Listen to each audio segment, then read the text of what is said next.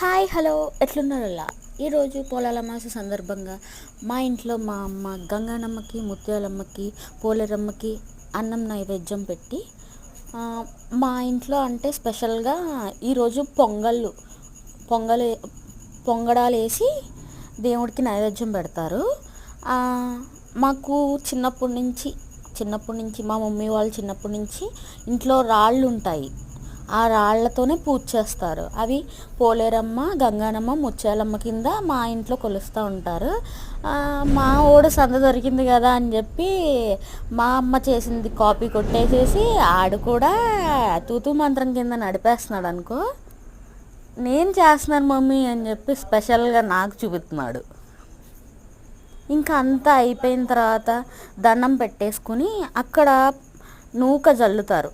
నూక జల్లేసేసి అక్కడ థ్రెడ్స్ అవి ఉంటాయి, అవి కట్టుకుంటాము.